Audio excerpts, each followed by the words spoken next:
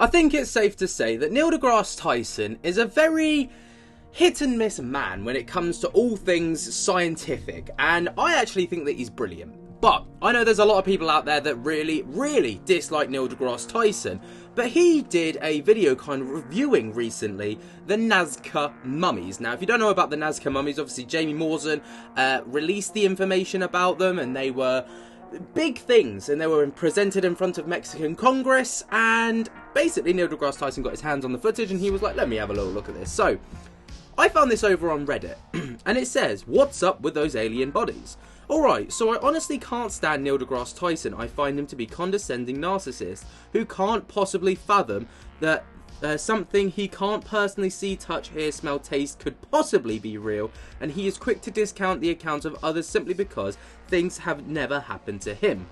Always with his smug, condescending tone too.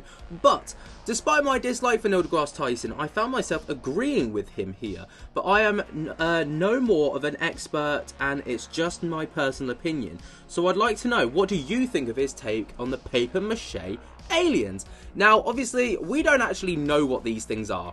It's been touted that they're papier-mâché mummies. It's been touted that they are these whole, like, it could be alien bodies, but, you know, the jury's still out, man. It's like, I heard it was cake the last time, but here's what Neil deGrasse Tyson had to say about the entire situations and just kind of aliens in general. So, he says, disclaimer, the following video is something we intended to release months ago. Multiple recording sessions attempting to capture Neil's message where he plagued with technical issues. Due to the video quality resulting from these issues, we decided to leave this on the cutting floor. Until now.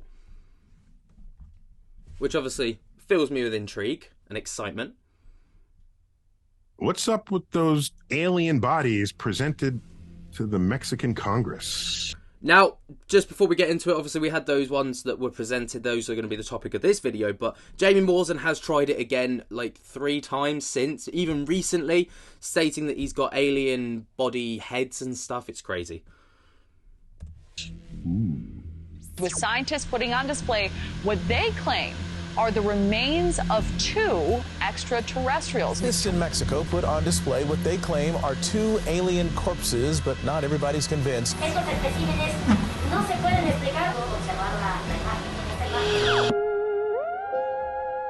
Here we go. I'm excited to see what Neil's got to say about this, actually. So officially, these alien bodies presented in Mexican Congress were found in Peru, in the Nazca Plains of Peru. This is a famous area where there are patterns drawn in the ground where if you're down on the ground, you can't, so they're just markings in the thing. You have to get high above before you see that there are huge diagrams that are there. Some are straight lines, and some very inventive and imaginative people imagine those as runways for ancient aliens. Plains, the Nazca Plains have been a hotbed of speculation for visiting aliens of distant past. These alien bodies presented to Mexican Congress are described as having been found in that region of Peru. Yeah. By the way, just a few days ago, I received an official invitation to Mexico to look at these 2 alien bodies personally. An official invitation. Now that's interesting, because you've got to have a lot of guile to invite one of the biggest cynicists and cynical minds when it comes to this kind of topic to actually investigate the bodies, which I think that's either really ballsy or really stupid. And I declined for a very simple reason. But I'd love to see the aliens. But if you're going to make an official invitation to a scientist, that invitation should not go to an astrophysicist. It needs to go to a biologist. In fact, it needs to go to 10 biologists. Yeah. Biochemists. Invite them. 10 of them. 5 of them. More than 3. Okay? They all come and they each take home a sample of the bodies, of the alien bodies. That's how you do this, because that's how science works. Science works not by one person declaring one result from their one experiment. No, not even from their two experiments. Objective truths are established when a person brings forth a result. Those results are shared. It could be data, it could be tissue samples, it could be whatever. Or explicit instructions on how to reproduce what you did. They're shared with other laboratories, regionally and around the world. When you get agreement in the results, then you have established a new objective truth.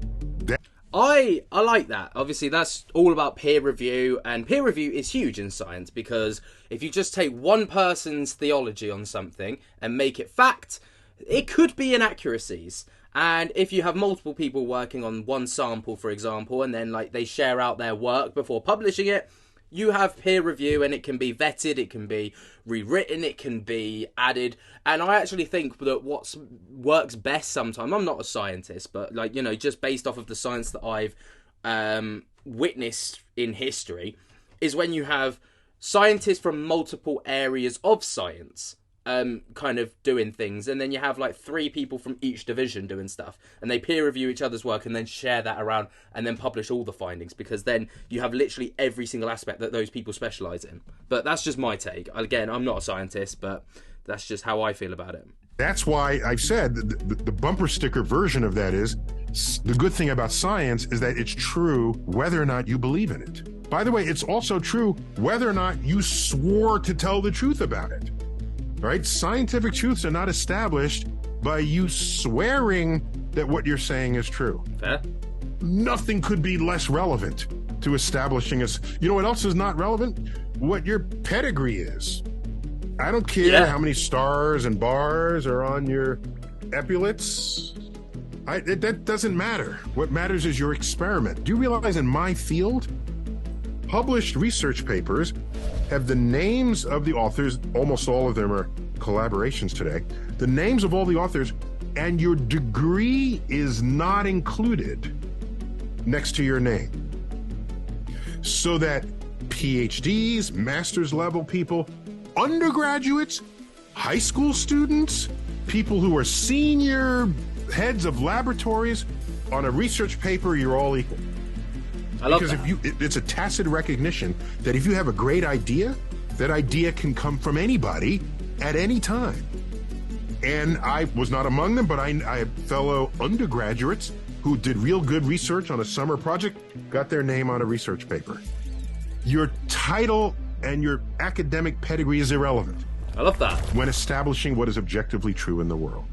If those 2 alien mummies are real, its reality is not established by the sworn testimony of who presented them, nor is it established by anything he says about them. Now, this is very true and very compelling for the likes of Jamie Morrison, because obviously Jamie Morrison, about a decade ago, tried to claim that he had bodies of aliens and all the rest of it, and he was laughed at, all right? 10 years later, he comes back with the Nazca mummies. I've actually got alien bodies this time, guys. Bang! Presents it to Mexican Congress. Makes worldwide news. We've got alien bodies.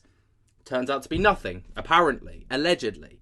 And then he goes again 3 or 4 months later, and he's like, this time, guys, I know I've tried this before and I've said that I've got bodies. That's my bad. I'll hold my hands up. But this time, it's the real deal. It's like the boy that cried wolf. Like, we can't take Jamie Morrison's word for anything anymore because it's about as useful as a chocolate teapot.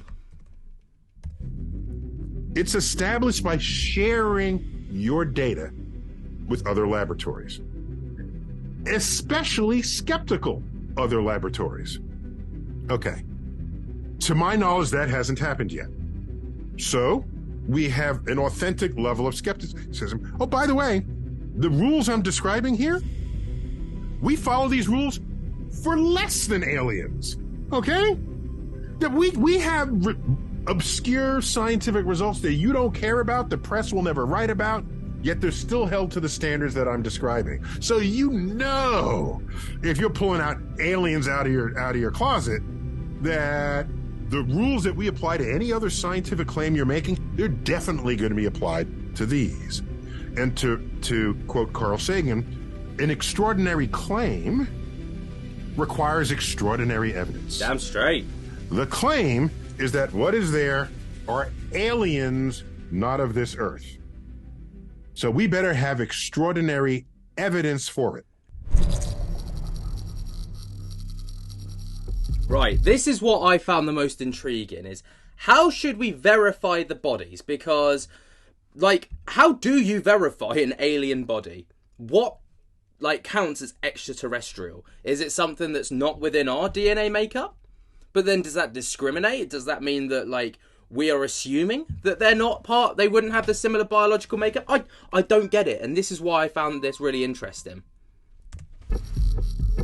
So, what you want to do is get tissue. If they're mummified, there's still tissue samples there. All right. If it was once living tissue, they're clearly dead now. Take tissues. All right. You can afford to do this. The aliens, they're not very big. They're like 3 feet tall, something like that, in their little transparent coffins. But take tissue, send it out to labs all around. Do that. Let other people who you don't even know, but have established laboratory practices, test that tissue. Okay? That's what you should do.